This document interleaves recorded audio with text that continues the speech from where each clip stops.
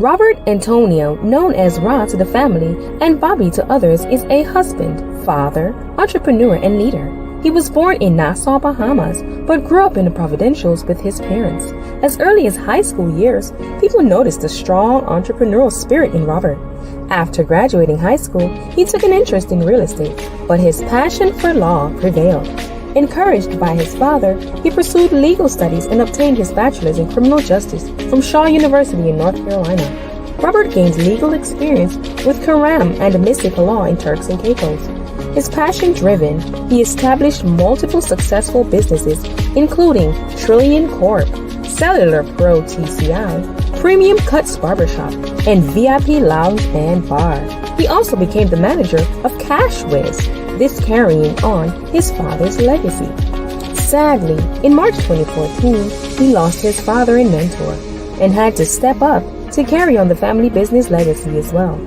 He established Blue Star Villas, a luxurious villa owned by one of his company. Despite challenges during COVID, because of his strong determination, he built another villa identical to the first. Robert earned the title of Deputy Leader in 2021 due to his strong impact. He is engaged in community philanthropy, giving back to schools and children, and overall community. He also helps others to find jobs, better their resumes, being an interview coach, and much more. He continues to make a great impact not only in the community, but on so many lives. Let's welcome Robert Antonio to Pathways to Success.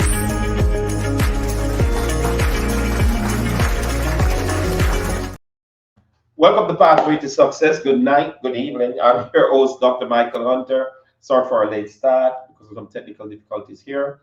But we have the industrious. He's a great entrepreneur, young man who has really made great strides in life. And we have this evening with us Mr. Robert Bean. Robert, welcome to Pathway to Success. Thank you. Good evening, all. Thanks for having me on this show. It's been a while now. As you know, been trying to get me on this show for some time right now. So don't want to take over your show, but I still want to just give a quick shout out to Miss Faith Forbes, who has been on me for the last couple of months to get me on this show. So I'm happy to be here.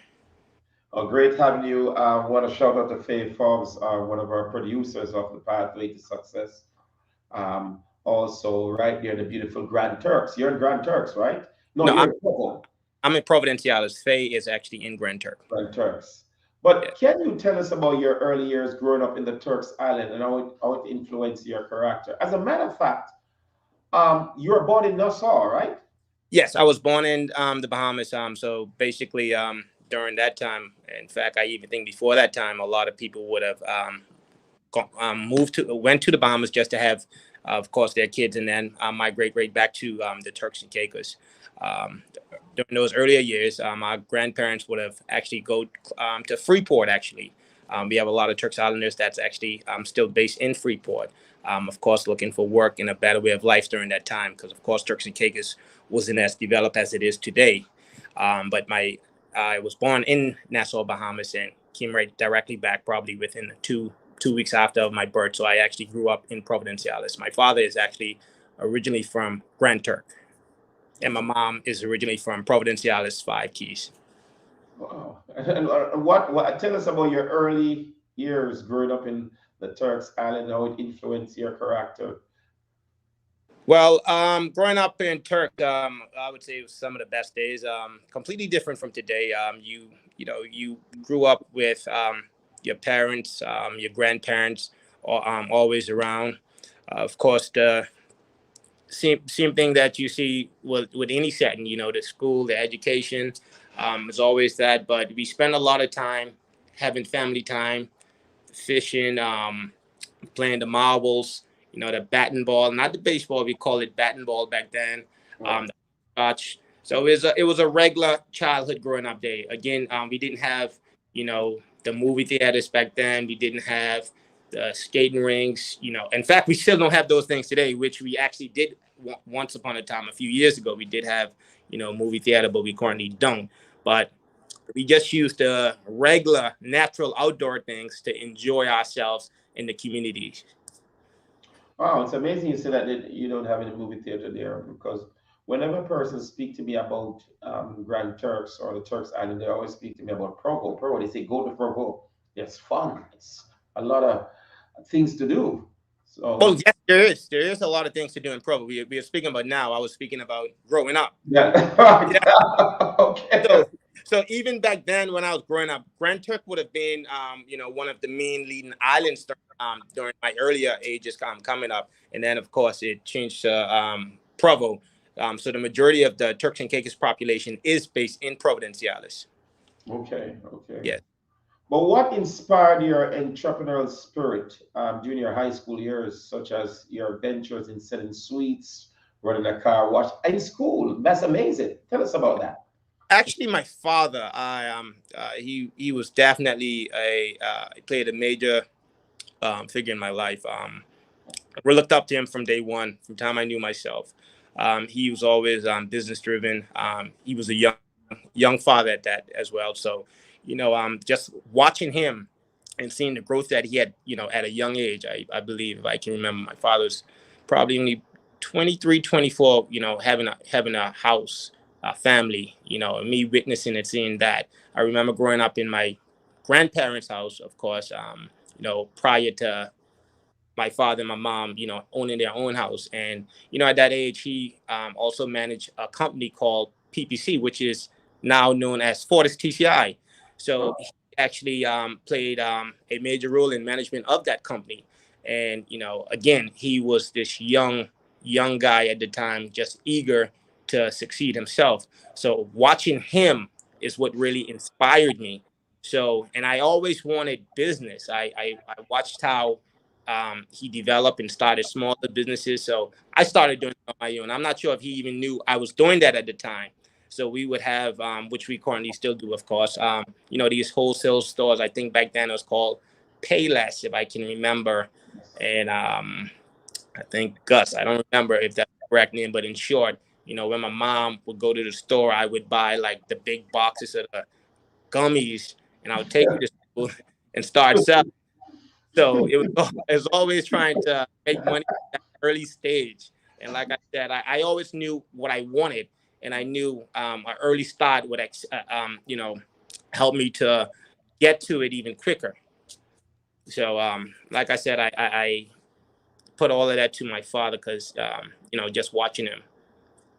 So you were selling literally gummies in high school, or it's Basically, without letting the teachers know, because of course, well, just want to surprise you. Your teachers are watching now. I'm sure. In fact, something that's so funny. At one point when I moved to another school, which was Richmond Hill, um, me and a friend, we both started, doing business together, and sometimes we would end up selling more than the tuck shop. I Really? Wow.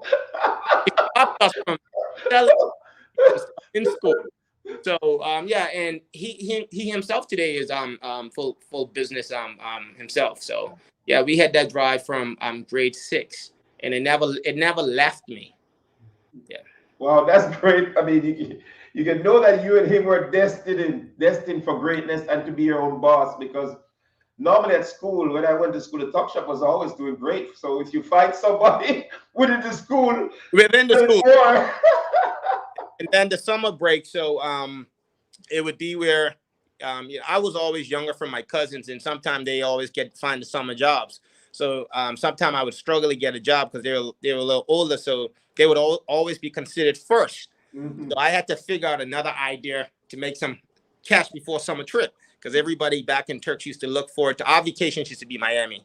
I mean, some people might have gone further, but summer vacation for us was to Miami, and we needed to make sure I have our money. We know our parents would pay for accommodation, hotel, the list goes on, but we needed our pocket money to buy what we wanted. And I decided, hey, let me start doing a car wash. Let me start washing people's car to make my own money since I can't get the job. My cousin's going on the same trip. I'm not going away broke. So yeah, so that also helped in build and develop that drive for business. Yeah. That's good. But how did your educational journey now lead you to pursue legal studies, and what motivated you in law? Yeah, I would say this. Many people probably wouldn't, admit this, but when I first started, I would during my first years of, primary school, I didn't take it serious. Of course, I was into business, trying to, make money in this, but I had a lot of friends that were a lot of distractions. And during my sixth grade, we set the exam to go into high school. Again, remember I said I was younger than everybody. So I failed. I didn't pass. And my friends, they failed as well. So Yeah. other people, in fact, I failed by 1% to, passing that exam to go into high school. And I think that was the best thing that could have ever happened to me. I didn't understand it at that point in time, but it was the best thing that happened because during that time, I lacked a lot of the basic foundation that I would have needed to pursue my high school career. So over here, it wasn't a middle school. So from grade 6, you go straight into high school, which is considered grade 7, grade 8 in the U.S. That's middle school. But from here, grade 7, which we consider first form, that's high school.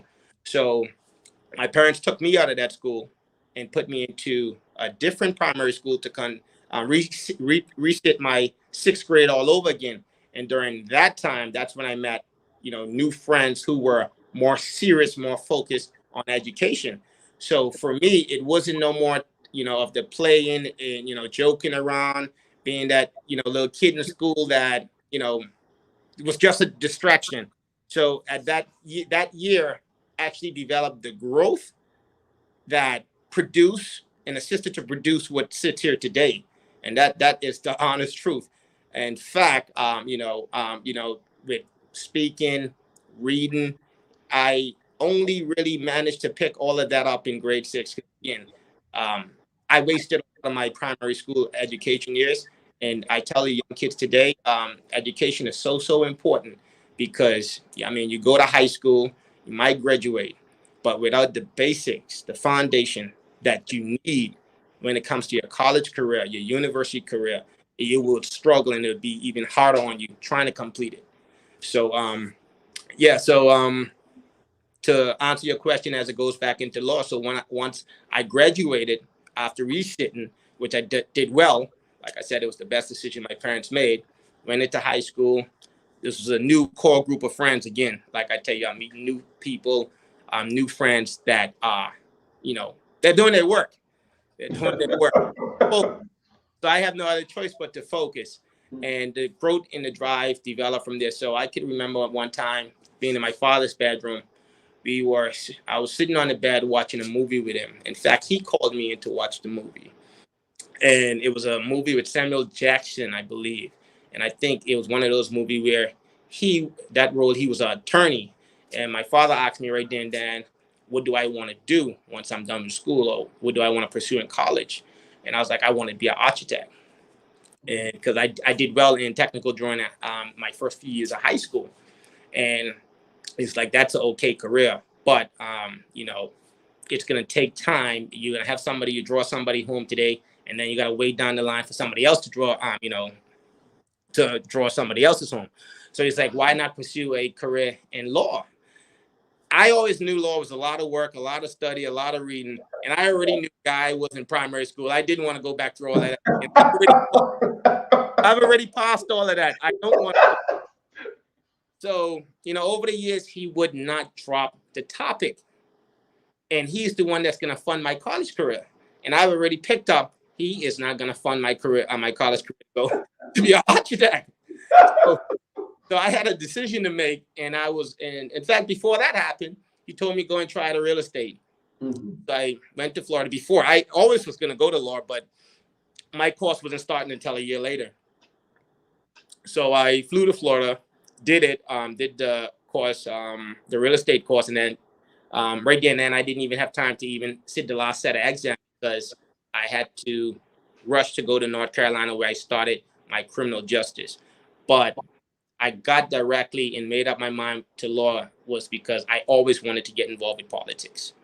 And, after having conversation with, certain professionals, certain people in the field, and see that in politics, most people sometimes tend to be, doctors, lawyers, business related, some kind of, fall into one of those areas. And knowing that, all right, law would actually definitely assist and look way even better on a resume. And I need my college paid for, so I just might as well just go and do it. And I did it. Which of course I don't regret. Even though today I don't, practice or do anything related to law. In fact, I take that back. I actually do, every time I do my contracts, I actually do all of my work and then forward it over to my attorney, and they finish it. I do my own work, actually. That's good. Your attorney must be saying, "Why is he paying me when he's an attorney already?" Yeah, in fact, all the attorneys that I work with, they actually like the fact to know that, and because they know I have a law degree, and they know that, I'm educated that enough to do the work, they would try to just throw it on me. Oh, go and create this, or draft this up, and I'll just review it, just to take the. But make it. I guess it makes it easy on them too. Actually does, yeah. But what awards or recognition did you receive during your time at Shaw University in Raleigh, North Carolina? So I would have received the Who's a Month. Now this was a while back, so forgive me if I don't remember exactly. The Who's a Month, Who's Award, and then there was a bronze. I think it was a bronze pin award for those that made 3.0 and above, maintain a 3.0 GPA throughout the entire college year. So I got that like 3 years back to back consecutively. So those were the two main awards that I would have got. I don't remember that other one, but I know for sure the Who's Among Who's. I'm not sure if you heard of that one, but of course that's the award where I think, in fact, majority of the historic Black colleges, basically once you get that, your name goes in that annual book. So it doesn't matter what school you're at. Once you receive that award, your name and the school where you go is in that book. But I again, I think that relates to the historical, Black colleges. But listen to your story, just to let the viewers know, it's not how you start, it's how you finish. That is true. Yes. and That's important. Yeah. Very important. And many great men that are successful today, they had to fail before they step into success, somewhere along their life. Yeah. That school was probably one of the biggest hurts for me, I would say, because again, everybody left me. And I didn't understand why it was only me left. And the reason they end up going to high school, because back then, by the way, not to go back into that conversation, they were already over the age. So right, you're younger. Yeah, so back then they would have already failed anyway, but I was just following them. All right, I was just funny. So they so that would have been their second attempt, and they failed. So once you had failed a second attempt, you were already over the age to be out of primary school. So they just go to high school. Just go to high school. I was young. So do an extra year. But again, like I said, that failure is what assisted in where I sit today, on the political arena, the business arena, and even as being a father to 3 beautiful daughters. So it's changed my life. Congratulations. Thank you. Can you describe your experiences working with Karam and Messick, attorney at law? How did that shape also, your legal career for when you were there? Yeah. So Karam and Messick, I have to tip my hats off to one of the founders. In fact, the original founder of that firm was actually my father, Robert Bain Sr. And he was an attorney. See, he was one of those fathers that had everything mapped out how he wanted for his kids. So, the attorney of Karam and Messick, Peter Karam, he was my father attorney on some, other real estate and other case matters. So I think at that time, Peter had just left the firm he was working with. So he told Peter that, hey, I have a son that's going to law school. How about we start a firm? What we should do, I have a nephew that just moved from the Bahamas, and that's where the Messick came in. So he's like, how about we call the firm Karam, Mizik, and Bean. My last name is Bean. Once I returned, so the firm was supposed the original name of that firm should have been Karam, Mizik, and Bean. But again, once I was done with law school, my passion for that started to shift. So prior to that, even the firm being formed, I would come back home on breaks while I was doing my criminal justice degree first and work along with Peter Karam, which is one of the founders as well. And he himself, again, he contributed to, me gaining a lot of skills and a lot of experience, and also, building a networking base. So, after a few years, then the firm Karam Music was formed. Leaving out the Bean because I wasn't done with school yet. And once I was done with law school, I still had to go back to pursue either the bar course or the LPC. So I would still, again, come back, work. So after that first degree, I came back. And at that point, I realized I don't think I can work under or work for anybody. In fact, I want to do business. Yeah. Because After all that study. Yeah. Yeah. But you still use it. Right. Because you got to remember, in law, once you get to that business level where now you are dealing with in corporations and they get legal, and you're not just doing DBAs, doing business as using your personal name. Everything is now what you guys call in the U.S. LLC. Over here we call it limited companies, LTD. So, I wanted that. I wanted to where my presence isn't required to make money. A lawyer, they actually have to their presence is required to actually sit behind the desk or be behind the computer, basically to make their money. Right. Whereas when you own businesses, your business is actually doing the work for you. You actually make money while you're sleeping, in other words. So and again, working at Cameron Music, the senior attorneys, which would have been Peter and George, they would do like 2-hour lunches. So I was nowhere near their level yet, and I'm like, 2-hour lunches. Yeah. So and they want to give me 1-hour lunch, and I'm like, oh man, you guys got 2 hours. I'm doing 2 hours too. So and then. So you were literally complaining. You're looking at it that they were doing 2-hour lunches, and you. And they're trying to train me, but that type of drive that you have, being young, and I'm a young guy at this age, and I'm like, no man, this I gotta sit here 9 to 5. I'm watching you guys go at the office 2-3 hours sometime, but I got here sitting here 9 to 5. In short, I wanted what they had and what I saw the other people doing during that time. During that time, Turks economy was booming. Everybody wanted to be in Turks back in between the years of 2003, 2009. In fact, the worldwide economy was awesome. And I just wanted my own. So, I just decided to branch off away from that and started a few of the small businesses that you guys would have rolled out earlier. Some were successful, some weren't. And then I made up my mind. I said, all right, I think I'm going to go back to England to do my legal practice course. So I got there probably almost a month late, which wasn't intentional. I was dealing with me and my father was trying to secure our finances first. Of course, it's not just a school fee, it's accommodation, and the list goes on. So I got there a month late, and what happened was I missed the whole foundation of the course.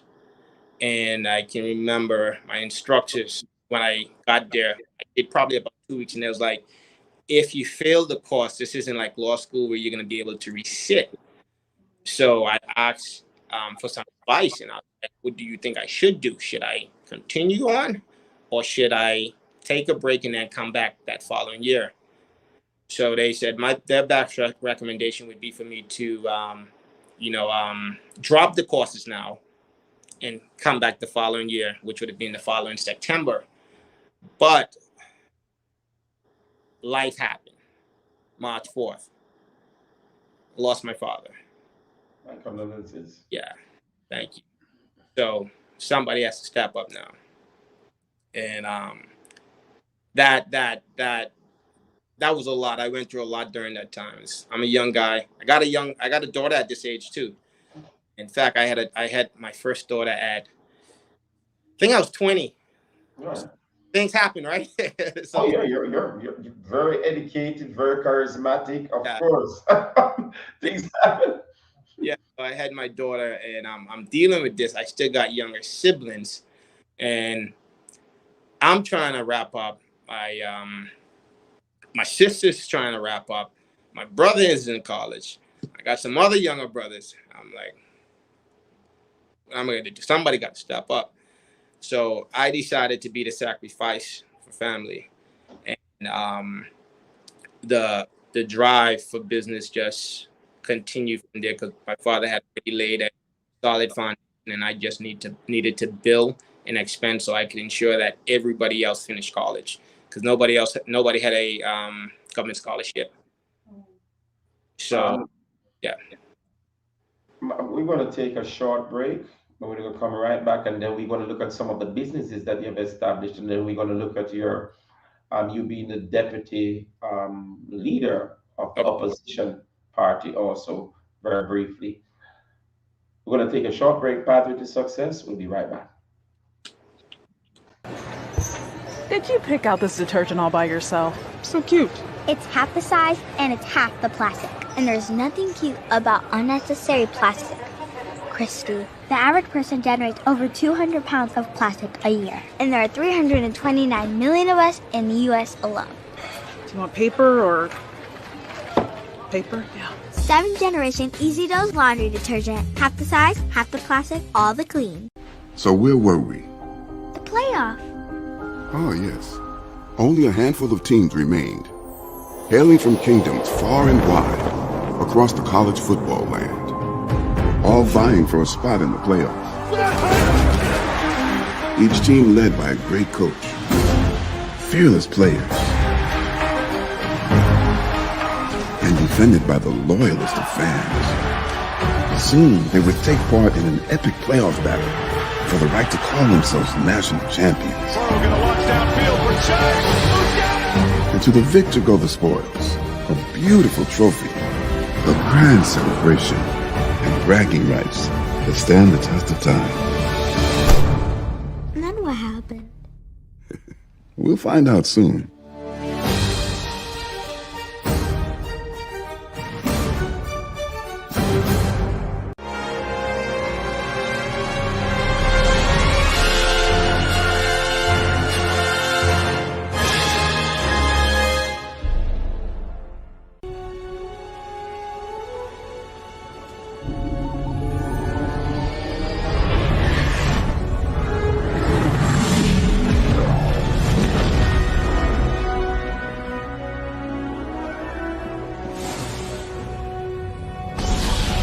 Ready?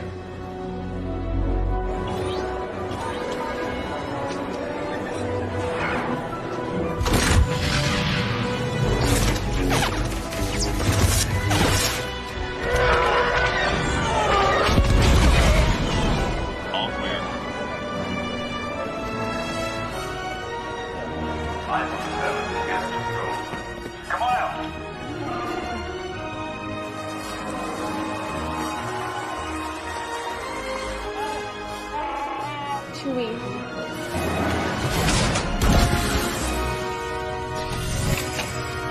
Come on out.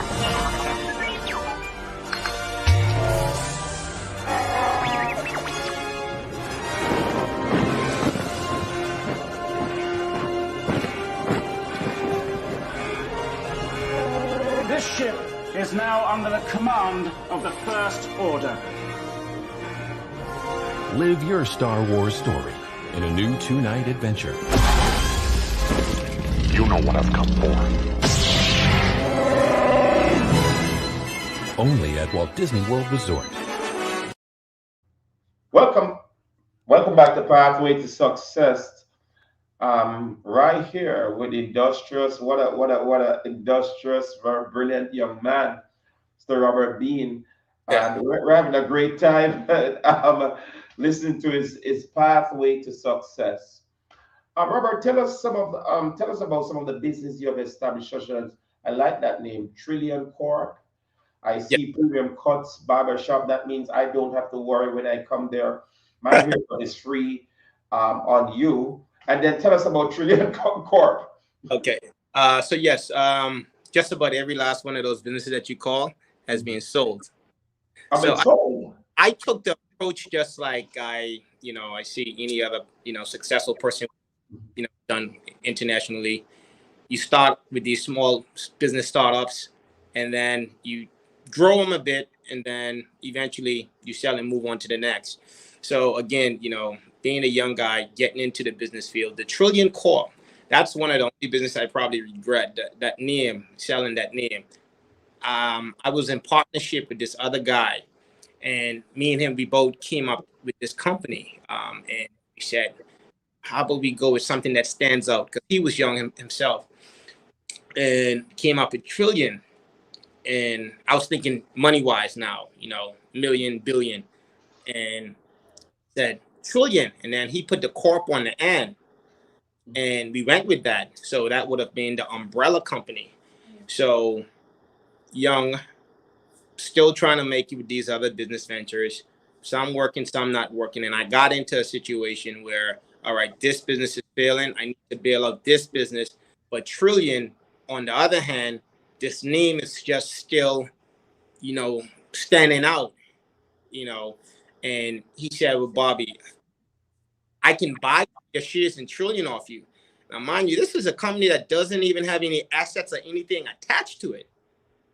We just kept renewing the license, the name. We already knew what the company would have been used for. And I ended up selling that company. I think it was for a few thousands at the time, that basically had no value. It was. So I always tell a lot of young people, I mean, sometimes you don't have to have the money for the venture to actually, the doors to actually open. But if you secure a name and somebody who is ready for that name or likes it, they'll pay you for it, because, of course, the name is protected. And I sold it. So I sold my shares to him, and then I moved on to try the barbershop. I'm not a barber. My father basically owned a commercial plaza that I still run today. And I said, all right, I probably should take one of his units and open a barbershop and rent the chairs. I don't know how to cut hair, even though I experimented in high school with a few family members. Thanks for telling me that you don't know how to cut here. I won't let you cut mine. No. So what happened, watching movies and seeing, all right, oh, they got to pay the rent for the chair. I was like, oh, shoot, I can make up my own. My father's commercial plaza. I pay him rent, and then I collect rent for the chairs. So I think it was Amazon. This was back in 2012 or 2013. I don't remember. 2011, 2012. Ordered everything for the shop. I just got the shop open and just found some barbers and let them pay me to use each chair. And basically, business I didn't do nothing. It just sat there and made money on its own. And again, this happened because Trillion Corp, the shares in Trillion Corp that had no value at the time, made that business happen. And wow. Yeah. And then eventually found another successful real barber that basically said, you know what, how about he just take over? Because I was trying to get him to rent a chair. And he was like, man, I have my own shop in the town area. I was like, all right, you need to get in the Grace Bay area. All right, this is where, all the money makes in Turks and Caicos in Grace Bay. This is where the big boys is at. So I convinced him to do that. And he was like, you know what, Bobby, I'll just take the barbershop. And that went to him. That barbershop still exists today, which is called Pablo's Barbershop for anybody in Turks and Caicos that wants to visit. Come over at Robbie Dean Plaza and get your haircut at Pablo's Barbershop. You're a genius. You are such a curse. I learned that about you, Robert or Bobby. You're always thinking and for you can, you're a genius. I can tell you. You are. You're winning. You're winning and you're a winner. Thank you. So, I like that. I like that. Very quick. So after my father passed, he had already had businesses, and it was an option. Cash was TCI, which is one of the first actually pawn shops in Turks and Caicos, which he started back in 1999. Wasn't successful at the time. Came back with it in 2007, 2008 with a partner, and from there it blew up. It worked. So that's when I started assistant managing one of the new locations he did.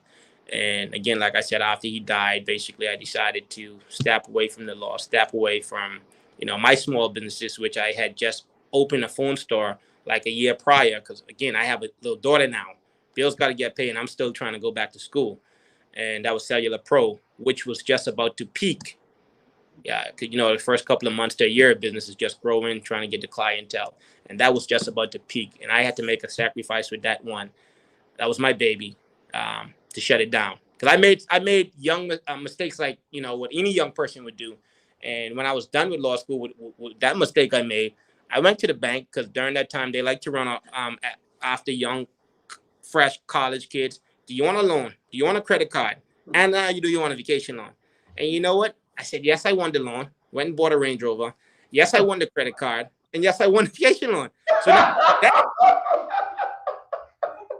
now I'm in debt. It looks good. Looks good. You're driving a nice car. 23, 24, driving a Range Rover. Yes. But you're driving a Range Rover, no fuel money sometimes, because you're trying to pay the bank. But people don't see that. They see the nice vehicle and they assume he has already. But in the back of my head, I knew I wasn't where I should have been. Yeah, so I sold that. And when I sold that, paid the bank and used the majority of the balance of the money, and I opened Cellular Pro. And that was a successful electric store, as I said, that was just about to peak, selling electronics, phone repairs. And even today, that store inspired the current tenant that is there with D Sims, which he does the same exact thing I was doing in 2012, 2013. D Sims, located in the Robbie Bean Plaza. Again, that was a business venture I started, and it's actually one of the leading electronic repair store in Providence, Cialis. And if you don't believe me, you can ask. I believe you. Congratulations. Yeah. You're a genius, as I said before. So I decided to focus on family business, because it was too great of an investment just to lose over something that I was just starting. Plus, I had my younger siblings I had to deal with. And I just decided that I would work on that, rebrand, because there was a lot of work needed to happen on that foundation. So the foundation was there. You still need to build on it. And again, like I said, I didn't have the time to continue pursuing that legal career, even though, like I said, I hold my LLB and bachelor's in LLB and laws. But I know it was the right decision to focus on the family business and expand at the same time. And I came to a point where I said, hey, now I need to focus on me, get back to focus on me. I made sure my sister got done with her college career, made sure my brother got done, and currently wrapping up my younger sister, which is in dental school. She actually just graduated from Spelman, I think it was 2 years ago. She's actually in dental school in Boston. So awesome. Congratulations. You're doing a great job. I mean, Robert, your father, wherever he's at, he's must be proud of you. Yeah. And at the same time, I still have other siblings, like that would be, I still help. That's my father's kid, not my mom's kid, but still there for the younger ones. All the other ones are a little older, so I guess everybody can defend themselves right now. But I decided I had to focus on myself, my family. I have a wife, I have kids, and I need to even leave a legacy for them, because this is my siblings, this is my mom. So I said, let me get back into real estate. I need to get in that I'm comfortable with. Watch my father build in the construction field, and I start experimenting, refurbishing some of the commercial units, some of the apartment complexes, units. Sorry, I was like, I can get it. I can deal with this construction thing, man. I've been all over, And I made an attempt. I said, all right, the villa Airbnb is blowing up. Let's try this. So I secured the property, and now it's time to try to secure funding, trying to figure it out. Which I wouldn't go too much in details about that, but nonetheless, I got everything secured, and Blue Star Villa was birthed. Blue Which Star Villas. I like that. Villas, and it's a luxury villa that's located on the Long Bay Hills, in the Long Bay area, ocean views on the second floor, and it did sell in its first year and a half that I went to the traditional banks and told them, hey, I need to do a second property. I had already mutated, which was by a lot that I had, an acre. And all of this time, politics is happening during this time. So I got a handful. We haven't even touched politics yet. We're going into that in the next question. Yeah. So, and, I secured funding and I got Villas Phase 2 right after it coming out of the pandemic, identical property. So even during that construction phase, I would just look at those two properties, two mega properties at that, and wow, this little black boy from Five Keys owns this without a partner. So that was very I was very proud of that. You don't get that far without having people around you to keep to encourage kids. My mom, huge fan of mine, with the positive friends.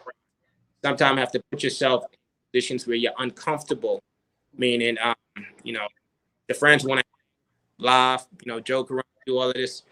I got to take myself to those networking circles where I'm laughing at a joke that's not even funny, because now these are the people I need to get close to who can give me access to the real capital to even pursue my business even further.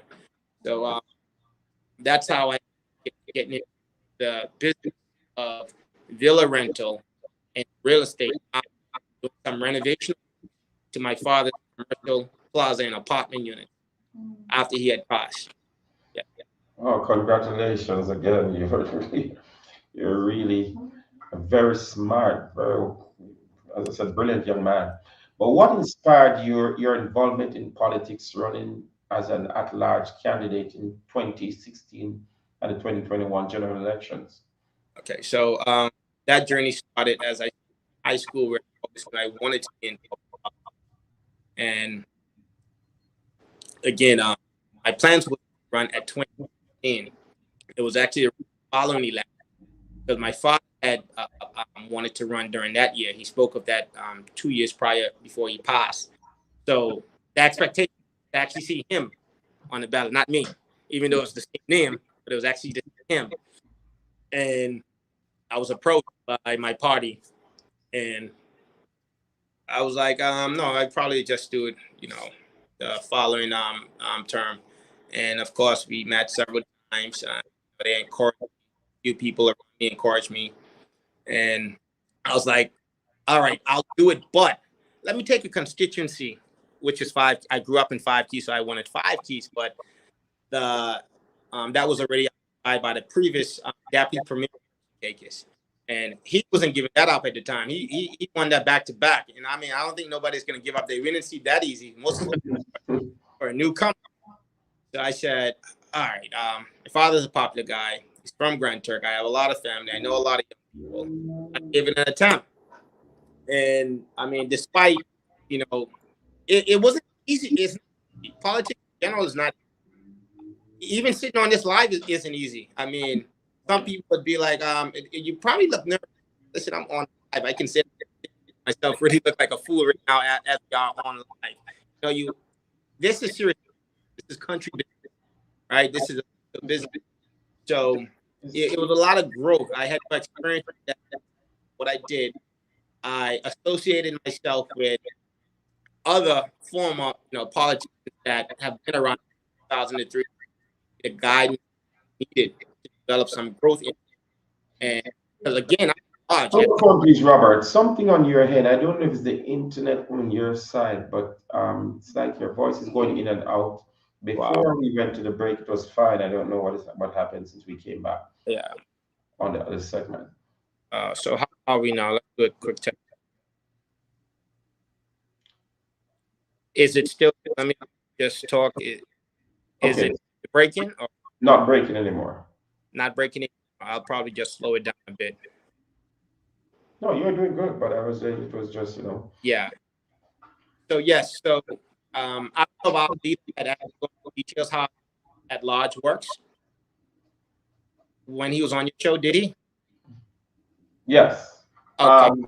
Yes, I had interviewed you're the deputy Yes. leader.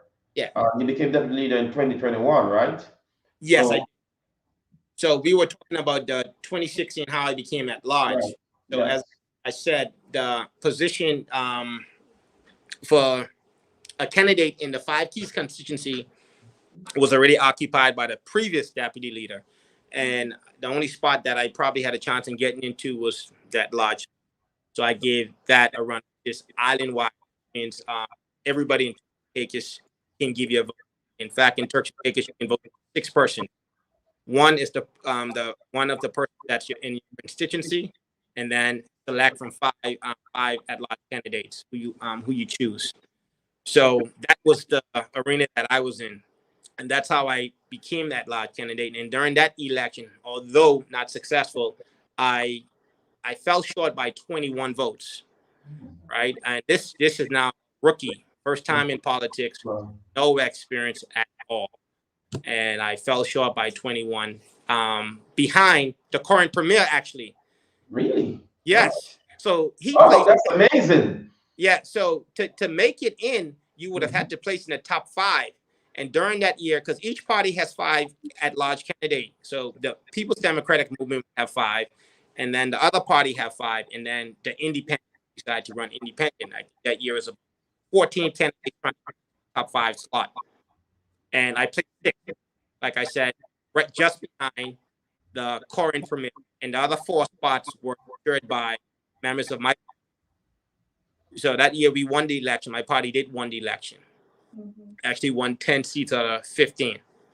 And I gave it another attempt in 2020.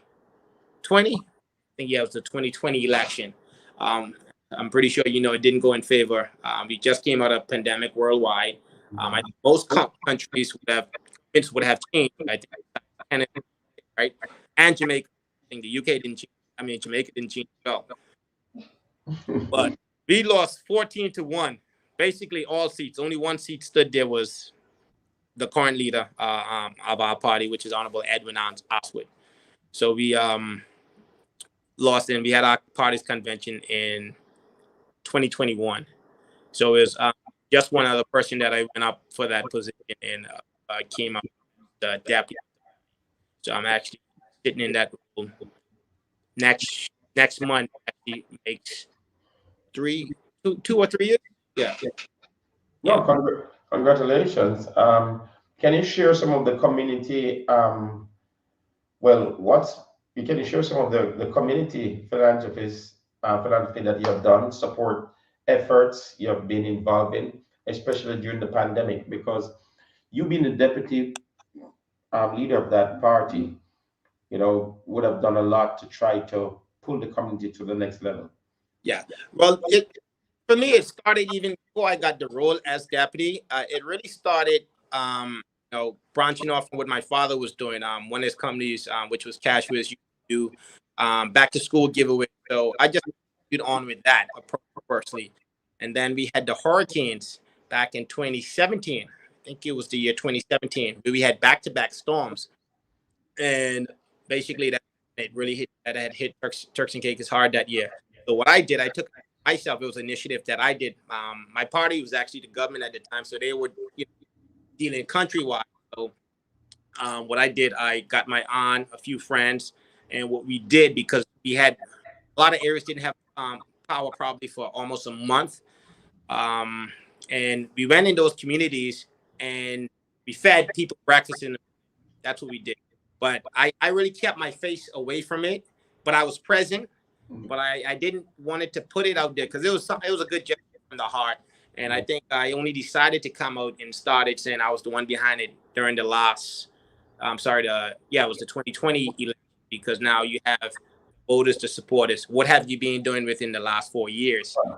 So basically, we would take turns in between two communities, actually, which was Blue Hills and Five Keys. So feed people in the Five Keys some breakfast each morning, and then we would do it into the Blue Hills area. So I was only able at that time to do that. And then eventually after the storm, everything got back to normal. Some other initiatives that I started along with Matt Lawrence, former NFL player. I had met him at a cocktail event. It was at the Grace Bay Club Resort.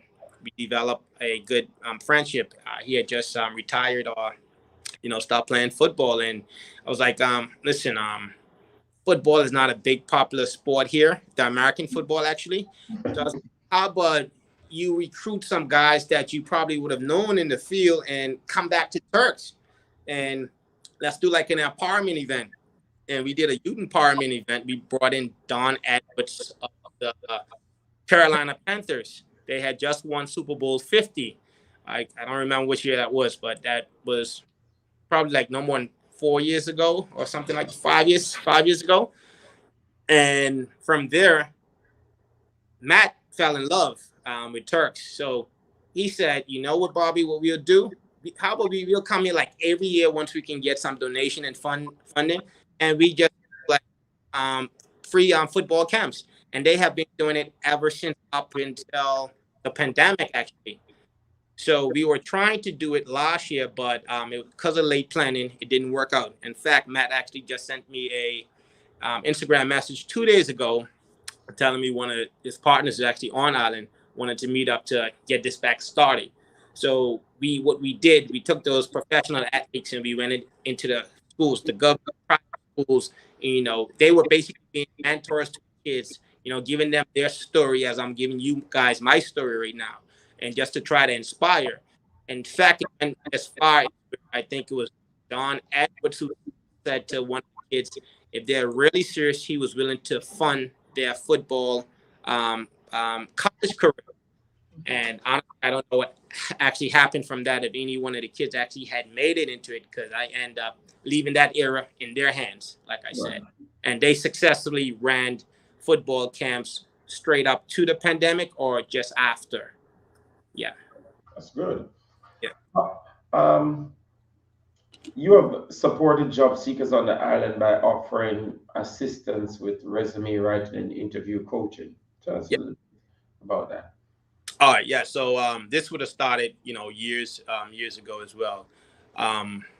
Again, I just knew sometimes when I gave the first time I experienced giving a resume, didn't secure a job, and it was because how the resume was laid out. So what I did, I actually paid an expert and I say an expert because this is a company that actually assists with resume writing in the U.S. This was back in, I think it was 2010, 2009. This was before the Karen Music was formed. I just wanted to have a proper resume, moving forward. And I basically got the skill set through that. So I used to have a lot of friends. Man, I didn't get the job, or this and that happened, or even coming to me, dropping off a resume to me, because again, this is a young entrepreneur that got a few little businesses going on. Right. Mom and pop, anything they want to class it as at that time. But I'm receiving resumes now, and I'm looking and viewing the resume, and I'm like, this is why. So basically, after meeting with them, I show them in the resume, what they're going off on or what they're going wrong with. I mean, you're only going as far as your primary school accomplishments, or you're missing a big, important part of your life that you need to actually start stating, certain questions you need to look out for, how you present yourself in an interview. And, also where now I'm in the business industry, in the business field now. So I'm kind of connected with, a few entities in the private sector, and people will contact, hey, I'm trying to find, a person for this, a person for that. And I'll pick up the phone, hey, submit a resume. Might have an opportunity with this firm, insurance or security firm. And that's how it would assist, even by me just writing letters of reference to assist, with support and documentation. So that's what I did and what I do for people today. In fact, just this last week, I contacted them if they wanted a position, because I got contacted by a banker. Call that name on the show, but he was like, actually looking for such and such a person. So I knew about two persons that had reached out to me that actually had background for areas, and told them, all right, this is what I need you to do if you're really serious about taking your career to the next level. So this, I do this, not as looking for anything back, but if I'm out there, I'm networking, conversations pop up, I pick up the phone, because you have a lot of young people that's actually leaving Turks and Caicos, migrating to the UK, looking for a better, or migrating to the US. And right in Caicos, we need our young people here. We need to focus on keeping our young people here to take over this, moving this country to the next level. That's true. I like that. Looking ahead, with such a great start to life, with all that you have achieved, what are your future goals and aspirations, both in your career and your community involvement? If As far as let's go keeping the politics, I'm doing both at the same time, but of course I'm currently running as the deputy leader of my party. So my future goals, which is as soon as the election is called, to be the deputy premier of Turks and Caicos. Hopefully, if it's called next year around this time, you would be interviewing the deputy premier of Turks and Caicos. I agree. Looking forward for that. Yeah. So, and of course, continuing on with my real estate projects, which I'm starting another one next month. So that's another villa I'll be building next month. So as far as here I'm just trying to focus on my kids' business in the areas of politics and Turks and Caicos. As I said, where we are in Turks and Caicos, it's loads of money that's being made in this country, and the sad part is our people are accessing those funds. As a young politician, as a young person, what I want to do is create avenues where they can access these funding, create access to capital. The capital is here, but it's just not going into the hands of our. And we as country leaders, we have to put it in their. It's no point just sending our off to school. They're coming back. They're not getting the top jobs, and even if they get the top jobs, they're not getting paid the money that somebody comes work committers get. So we as country leaders have to make a change. And personally, this is what I believe. I believe this is the law to make it right. The cost of land is very expensive. Like I said, it's a high-end economy. It's a high-end destination. So to live in Turks and Caicos is not free. And what I would not stand by and just watch and allow to happen is to see our young people leave to go to another country for a better life. And I'm going to encourage, young people to not give up, to continue to pursue their dreams, their careers, just keep pushing. It's not an easy road. It's all about just the question you just asked me. Where do I see myself in the future? I mean, some people see the future 5-10 years from now, but the future is actually in the next minute, the next hour. I see myself in starting other villa next month. I see myself assisting my leader to lead this party into the next election, being victorious on top. Wow. You have heard it from Mr. Robert Dean, inspirational young man, one who has started from young, had a great vision, and today is living that dream and that vision. In closing, I can say something to you today. I can see you, Robert, being the premier or deputy premier. I can see you stepping up to be one day leader of that beautiful island of the Turks and Caicos. What better leader would there be than you, great visionary, one who's passionate to see the young people and the people of the Turks prosper and to get more than what they're getting now. In ending the show today, I want to let this be known: dream big, live big, because as Mr. Bean say, the future could be in the next few minutes from now or hours from now. Have a great week. Thank you for your time.